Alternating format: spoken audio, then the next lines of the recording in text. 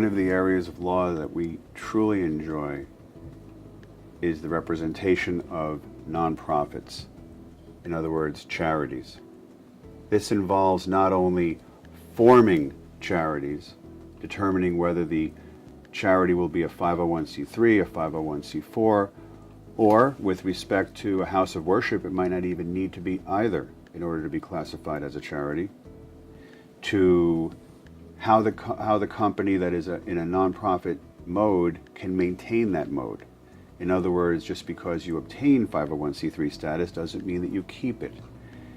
You have to be vigilant. You have to understand that there are ways that the nonprofit must operate which really don't apply to a for-profit company. Such things, for example, as executive compensation. The executive compensation has to be in a different model than a for-profit company would necessarily have to have.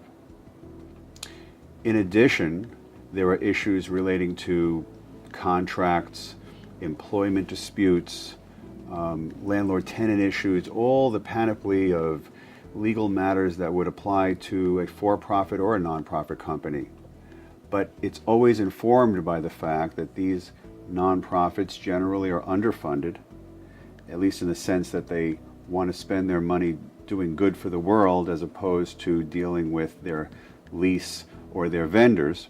And in addition, that there's always a sense that there is a mission here. An aspect of representing nonprofit entities that often arises comes out of the complications from the fact that most of these entities are primarily, if not entirely, staffed by volunteers. This presents some unique situations. First, the volunteer may not be so inclined to sign the normal documentation that you would ask an employee to sign. Some of the things that an entity needs to have in place to secure its rights and to make sure it's protected are the same as those of any other business, but a volunteer is not going to necessarily look as kindly towards signing those documents.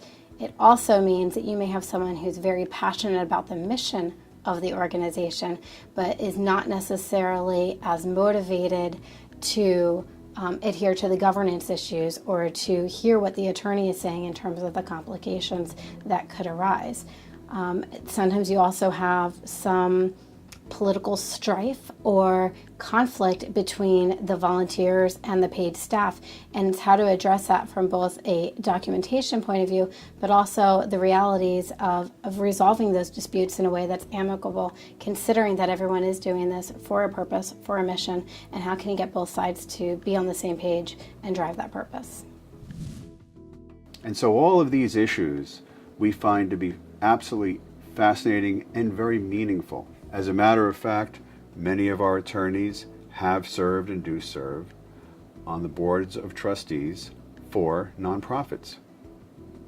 So in many ways, we find this area of law to be particularly meaningful, and we enjoy doing it, and we look forward to having a practice that incorporates this important aspect of commercial law.